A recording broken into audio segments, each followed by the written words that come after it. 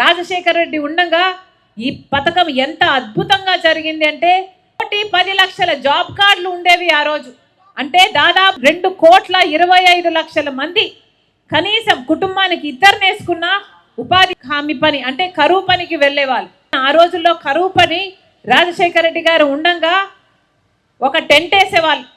ఆ టెంట్ కింద మజ్జిగ పెట్టేవాళ్ళు, మంచినీళ్ళు పెట్టేవాళ్ళు. ఒక చోట నిన్న ఒక గ్రామానికి వెళ్తే రస్నా కూడా ఇచ్చేవాళ్ళమ్మా అని చెప్పింది. ఆడవాళ్ళకి ఏమైనా కష్టం కలిగితే అక్కడ కూర్చోపెట్టేవాళ్ళు. గర్భిణీ స్త్రీలైనా కొంచెం వయసులో ఉన్న వాళ్ళైనా అక్కడ కూర్చోపెట్టేవాళ్ళు, కొంచెం రెస్ట్ ఇచ్చేవాళ్ళు. వాళ్ళు చేసిన కొంచెం పని అయినా సరే మళ్ళీ డబ్బులు ఇచ్చేవాళ్ళు, ఆటో ఛార్జీలు కూడా ఇచ్చేవాళ్ళట. ఈరోజు ఎలా ఉంది కరువు పని? ఎక్కడికి వెళ్ళినా ఏ గ్రామానికి వెళ్ళినా ఏం చెప్తున్నారో తెలుసా? అమ్మా కరువు పని పూర్తిగా నాశనం అయిపోయింది, అసలు పని ఒకడు చేస్తున్నాడు డబ్బులు ఇంకోడు తింటున్నాడు అని ప్రతి గ్రామంలో చెప్తూనే ఉన్నారు.